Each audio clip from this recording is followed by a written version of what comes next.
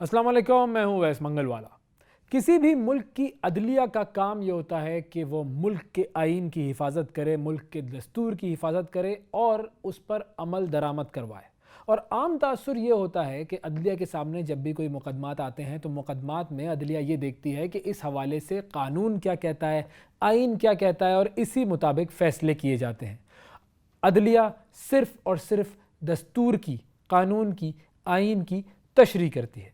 हमारी supreme court ने भी अज़ खुद नोटिस केस में पिछले माह एक फ़ैसला सादिर फरमाया था कि पंजाब में और केपी में सूबाई असम्बलियों के इंतखाबात 3 माह की मुकर्ररा आइनी मुद्दत में ही होने चाहिए।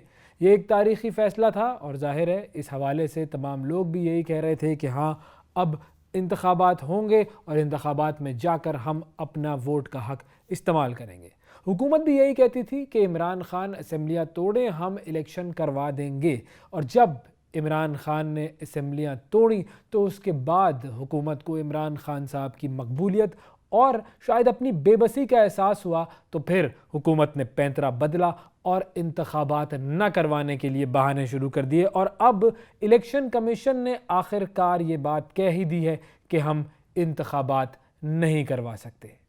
मरियम नवाज़ साहिबा ये कहती हैं कि पीटीआई इसलिए फौरी इंतखाबात चाहती है ताकि नए चीफ़ जस्टिस आ जाएं, और नए चीफ़ जस्टिस कौन होंगे? वो होंगे काजी फ़ाइज़ ईसा साहब।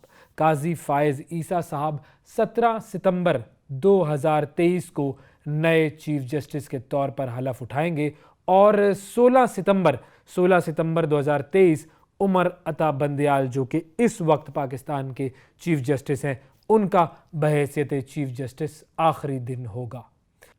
अब इलेक्शन के वक्त चीफ जस्टिस कौन होगा? उमर अता बंदयाल या फिर काजी फ़ाइज़ ईसा? अगर इलेक्शन अप्रैल में हो जाते हैं या सितंबर से पहले होते हैं तो फिर उमर अता बंदयाल साहब होंगे, और अगर इलेक्शन सितंबर के बाद होते हैं तो फिर काजी फ़ाइज़ ईसा साहब होंगे। सवाल सबसे बड़ा यही है कि इलेक्शन कब होने हैं, और आज इसी सवाल के हवाले से हम बात करेंगे और ये देखेंगे कि इस हवाले से जो कानूनी पेचीदगी है वो पेचीदगी क्या है, अप्रैल या अक्टूबर। आवाम की नज़रें भी इलेक्शंस पर ही हैं। आवाम भी यही देखना चाहते हैं कि इलेक्शंस कब होंगे, क्योंकि वो जाकर अपने वोट के हक़ का इस्तेमाल करें। अब काजी फ़ाइज़ ईसा साहब की अगर हम बात करें तो काजी फ़ाइज़ ईसा साहब वो जज हैं जिन्होंने काफ़ी जल्दी तरक्की की। काजी फ़ाइज़ ईसा साहब को शोहरत उस वक्त मिली थी जब उन्होंने मेमो केस का फ़ैसला सुनाया था, और बहुत सारे लोग ये बात कहते हैं और ये बात जानते हैं कि ये फ़ैसला मुकम्मल तौर पर इस्टेब्लिशमेंट के हक़ में था।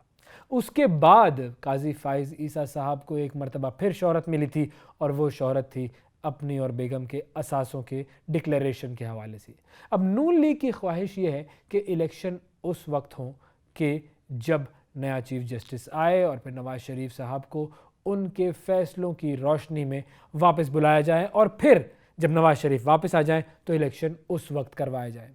काजी फ़ाइज़ ईसा साहब आजकल अदालतों में और हुकूमत में और जो कुछ भी हो रहा है उस हवाले से बड़े खामोश नज़र आ रहे हैं, और इससे कई लोग इस बात की तरफ इशारा करते हैं और बहुत सारे लोगों के इस बयान को तक़वियत मिलती है कि ये खामोशी, काजी फ़ाइज़ ईसा साहब की खामोशी बिला वजह नहीं है।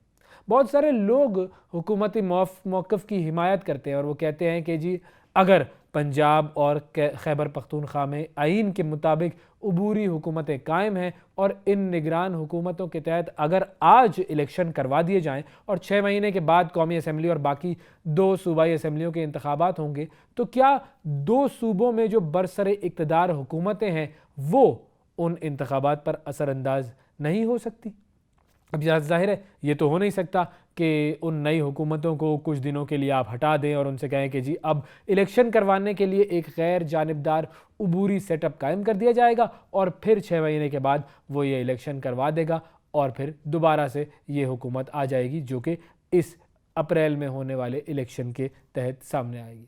एक और पहलू ये भी लोग सामने लेकर आ रहे हैं कि पंजाब और खैबर पख्तूनख्वा की जो हुकूमतों की आइनी मुद्दत है वो हर बार قومی انتخابات سندھ اور بلوچستان اسمبلیوں کے الیکشن سے 6 مہینے قبل ختم ہو جائے گی، یعنی کہ اگر آج الیکشن کروا دیے جاتے ہیں اور اس کے بعد 6 مہینے کے بعد قومی اسمبلی سندھ اور بلوچستان کے الیکشن ہوں گے تو یہی معاملہ ہر 5 سال کے بعد دہرایا جائے گا اور ہر بار وہاں پر الیکشن ایسے ہی کروانے پڑیں گے اور یہ سلسلہ لامتناہی جاری رہے گا اور پاکستان میں ہمیشہ سیاسی لڑائی کا ایک میدان بن جائے گا اور وہ ہمیشہ چلتا رہے گا اور اس کا نتیجہ سوائے تباہی کے علاوہ کچھ نہیں ہوگا۔ اب یہ ایسے پہلو ہیں کہ جن پر ظاہر ہے غور ہونا چاہیے۔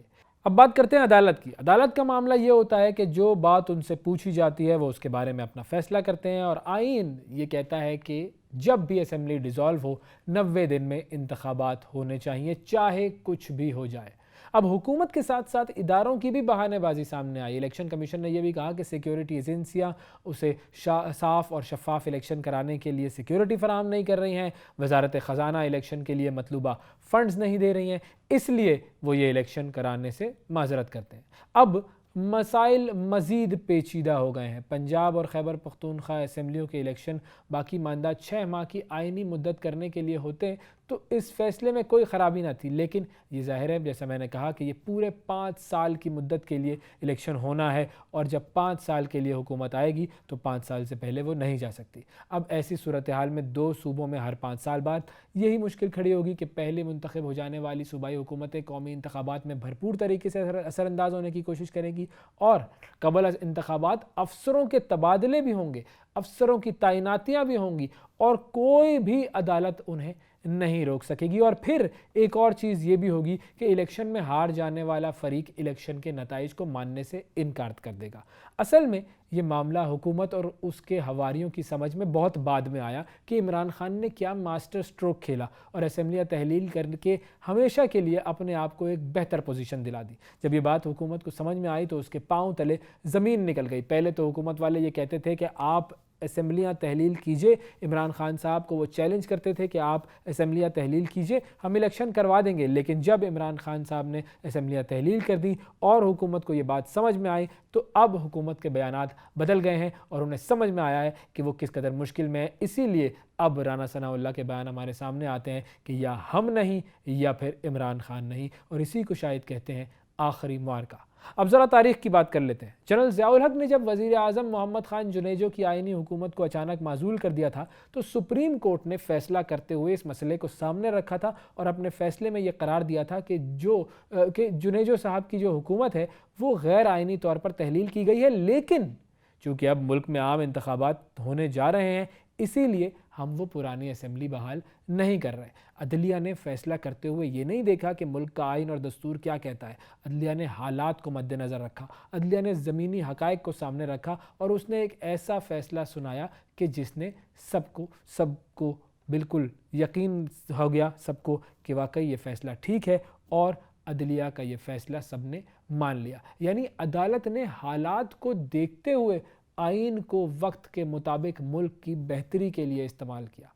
اب بھی گیند عدالت میں ہے اور عدالت یہ دیکھے گی کہ سارے الیکشن اکٹھے ہوں۔ چونکہ پنجاب اور خیبر پختونخوا میں تو الیکشن کروانا ناگزیر ہے، اسی لیے باقی صوبوں اور قومی اسمبلی کے بھی الیکشن ایک ساتھ ہی کروا دیے جائیں تاکہ اس بحران کا خاتمہ جلد از جلد ہو۔ ساری نظریں اب سپریم کورٹ پر ہیں۔ اللہ حافظ۔